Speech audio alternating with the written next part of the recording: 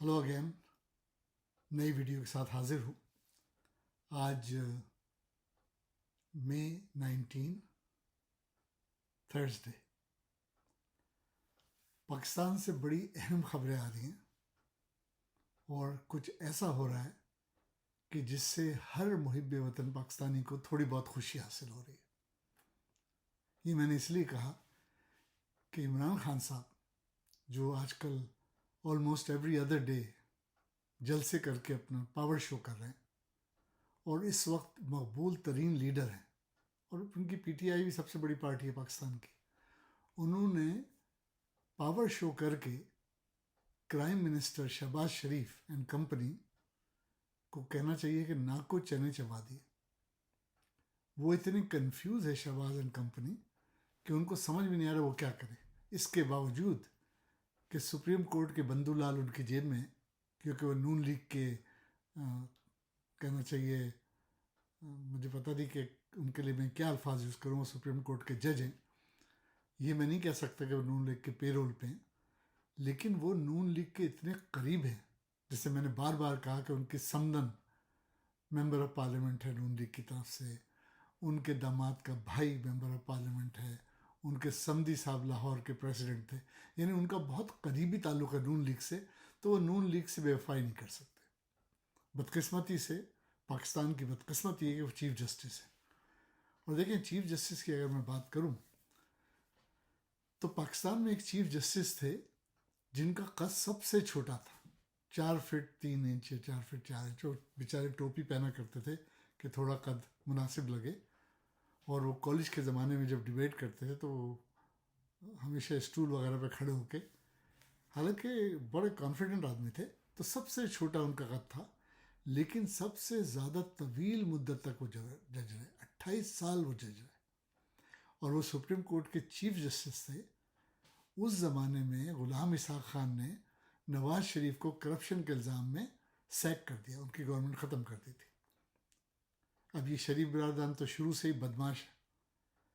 उन्होंने, कहा जाता है कि वो जो चीफ जस्टिस है नसीम हसन शाह, उनको 20 करोड़ रुपए में ख़रीदा और उनके यूनान यानी ग्रीक अकाउंट में जाके 20 करोड़ डलवा दी। ये मैंने उनको पैसे डालते हुए नहीं देखा, लेकिन पूरा पाकिस्तान जानता है। और उन्होंने जो थी वो नवाज शरीफ को दोबारा से गवर्नमेंट में लिया है। उन्होंने ग़ुलाम इसहाक़ खान की जो डिसीजन थी उसको रिवर्स करके नवाज शरीफ को दोबारा प्राइम मिनिस्टर बना दिया। 20 करोड़ की बात बहुत देर में लीक आउट हुई। अब देखिए हुआ क्या। नसीम हसन शाह ने बनने से पहले कन्फेस किया। उन्होंने कन्फेस किया कि उनसे 2 बड़ी गलतियां हुई। एक बड़ी गलती ये हुई थी कि उन्होंने भुट्टो साहब को फांसी के ऑर्डर दिए थे। वो कहते हैं उन्होंने दबाव में आके ऐसा किया था और ये नहीं होना चाहिए था। ये ऑन रिकॉर्ड है, आप चेक कर सकते हैं। 20 करोड़ की बात उनसे बार बार पूछी गई। जाहिर है वो तो नहीं कहेंगे मैंने 20 करोड़ लिए, लेकिन वो प्रूफ हो गई बाद में।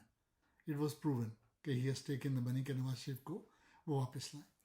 अब आप सोचिए कि सुप्रीम कोर्ट के चीफ जस्टिस अगर ऐसा कर सकते हैं तो आप अदलिया पे किस तरह एतमाद कर सकते हैं? आप कैसे कह सकते हैं कि अदलिया इंसाफ देगी? अब इमरान खान साहब हर जलसे में बड़े मुअद्दिबाना तरीके से वो कहते हैं मैं आज जाना दरख्वास्त करता हूँ कि क्या हो रहा है मुल्क में, चीफ जस्टिस सो मोटो ले इसके ऊपर।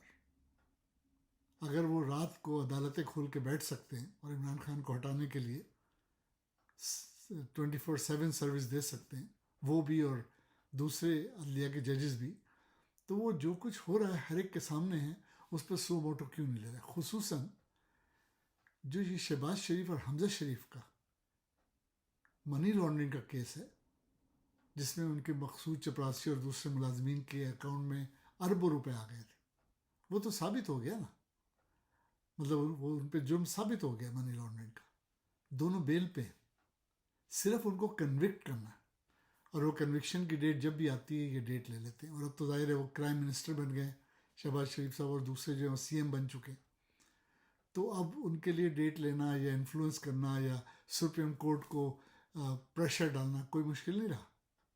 अब अच्छी बात क्या हो गई, अभी 2 दिन पहले जिससे मैं कह रहा हूँ, जिसका मैं वीडियो कर रहा हूँ आज, कि एक बड़े अच्छे जज हैं नकवी साहब, انہوں نے خط لکھا بندو لال صاحب کو. یہ بندو لال تو بے ایمان آدمی ہے. خط لکھا کہ آپ نوٹس کریں کہ یہ شہباز شریف اینڈ کمپنی والے جو ہیں پوری کی پوری یہ ٹولہ جو ہے ٹبر جو ہے یہ انفلوئنس کرتے ہیں تفتیشی افسران کو جب بھی ان کے خلاف کوئی تفتیش ہوتی ہے. یعنی حکومت ڈائریکٹلی انٹرفیئر کر رہی ہے. اور وہی عمران خان صاحب کہتے ہیں کہ جس نے ان کی منی لانڈرنگ کی یعنی منی لانڈرنگ ثابت کی پکڑا تھا ڈاکٹر رضوان, ان کو انہوں نے زہر دے کے ہارٹ اٹیک کرا دیا, وہ بیچارے مر گئے. اور اس سے پہلے اس کو دھمکیاں دے رہا تھا حمزہ شہباز. تو اب یہ سو موٹو لینے سے ہم سب امید کر رہے ہیں, 5 رکنی بینچ ہے جو کل سنے گی اس کو, ہم سب امید کر رہے ہیں کہ اللہ کرے یہ جو 5 رکنی بینچ ہے یہ اس کو توجہ سے سنیں کہ کس طرح ڈاکٹر رضوان کو مارا گیا ہارٹ اٹیک سے, اور تو اور ان کے جو بعد میں ان کے مرنے کے بعد جو شخص تفتیش کر رہا تھا اس کو بھی ہارٹ اٹیک ہو گیا. اور عمران خان صاحب نے جلسے میں کہا کہ یہ ہارٹ اٹیک کروائے جاتے ہیں کھانے میں زہر ملا کے. اور دونوں بڈھے نہیں تھے, دونوں کو کوئی پہلے سے کوئی کنڈیشن نہیں تھی, یعنی وہ بیمار نہیں تھے, اس طرح ہارٹ اٹیک ہو گیا. اور ڈاکٹر رضوان کی تو ڈیتھ ہو گئی صرف اس لیے کہ دونوں باپ بیٹے کنوکٹ ہونے والے تھے. اچھا, دوسری جانب کیا ہوا ہے کہ ڈرتے ڈرتے سہمے سہمے بندو لال صاحب نے آخر ججمنٹ دے ہی دیا. نااہل جو نااہل ممبران ہیں پی ٹی آئی کے, انہوں نے بڑا عجیب و غریب طریقے سے ڈھیلا ڈھالا ججمنٹ دیا کہ بھئی 62 آرٹیکل 63 کو ساتھ پڑھا جائے اور وہ جو منحرف ارکان ہیں ان کا ووٹ کاؤنٹ نہیں ہوگا. ارے بھئی آپ کو کھل کے ہی کہنا چاہیے تھا کہ نہ صرف ووٹ ان کا نہیں کاؤنٹ ہوگا, وہ ان کو تا عمر نااہل قرار دیا جاتا ہے جس طرح جہانگیر ترین کو دیا گیا, کیونکہ تا حیات جو نااہل ہوگا اس کے بعد یہ لوٹے جو ہیں یہ سدھریں گے, ادروائز یہ نہیں سدھریں گے. لیکن اللہ کا شکر ہے ایٹ لیسٹ انہوں نے شرما شرمی میں ڈھیلا ڈھالا آرڈر دے دیا. اب اس آرڈر کا امپیکٹ کیسا ہوگا؟ سب سے بڑا امپیکٹ یہ ہوگا کہ جو حمزہ شریف بنا ہے چیف منسٹر پنجاب کا, وہ تو 100% گیا. کیونکہ اگر منحرف ارکان جو تھے پی ٹی آئی کے ان کے ووٹ کاؤنٹ نہیں ہوں گے اور ووٹ نکال دیے جائیں تو اس کے بعد انف ووٹس نہیں تھے کہ وہ چیف منسٹر بن جاتا. اب اس صورت میں یہ ہوگا کہ وہ اس کی حکومت تو ختم ہو جائے گی. اس کے بعد یہ کہ یا تو اس کا ووٹ آف نو کانفیڈنس لایا جائے یا یہ کہ کوئی نئی پروپوزل آئے. تو پروپوزل یہ آ رہی ہے کہ گورنر راج ہو سکتا ہے پنجاب میں راج, لیکن حمزہ شریف کی تو رائٹ اوے چھٹی ہونی چاہیے, اور وہ ڈٹا ہوا ہے, وہ نہیں جا رہا کیونکہ باپ پرائم منسٹر ہے اور کرائم منسٹر ہے. اب یہ 2 بڑے ججمنٹ اگر آ جاتے ہیں سپریم کورٹ سے, کہ ایک تو آ گیا منحرف ارکان کے لیے, اب اگر سپریم کورٹ یہ بھی کہہ دیتا ہے کہ انویسٹیگیشن کو پریشر ڈال کے انفلوئنس کیا گیا گورنمنٹ کی طرف سے, پرٹیکولرلی یہ جو منی لانڈرنگ کا کیس ہے, تو پھر تو شہباز شریف بھی گئے پرائم منسٹر. ویسے بھی اگر یہ نہ بھی ہوتا تو اتنا زیادہ پریشر بلٹ اپ ہو گیا عمران خان صاحب کا کہ لازماً نئے الیکشن ہوں گے. دیر از نو 2 ways اباؤٹ اٹ. اب اس میں زرداری صاحب خوش نہیں ہیں, اس لیے کہ ان کو پتہ ہے کہ اس وقت الیکشن ہوں گے تو پیپلز پارٹی کی تو سیٹیں لوز ہوں گی. مریم اشارہ دے رہی ہیں فور الیکشن کا, لیکن نون لیگ کا بھی نقصان ہوگا کیونکہ نون لیگ کے آنے کے بعد کوئی تبدیلی نہیں آئی. یعنی عوام سمجھ رہے تھے کہ دیکھیں عوام جو ہے نا پاکستان کے عمران خان صاحب کو پسند کرتے ہیں, ان کے جلسوں سے ثابت ہے. صرف یہ چیز ان کو پسند نہیں آ رہی تھی عوام کو کہ مہنگائی ہو گئی, اور وہ چاہتے تھے کہ عمران خان صاحب کی جگہ کوئی بھی آ جائے. آ گیا, کیا کر لیا, کوئی کمی نہیں ہوئی, مہنگائی ویسے ہی, اور تو اور معیشت کا بھی ستیہ ناش ہو گیا. تو الیکشن تو اب دیر نو 2 ways اباؤٹ اٹ, وہ تو ہونے ہیں, گورنمنٹ بھی تبدیل ہونی ہے.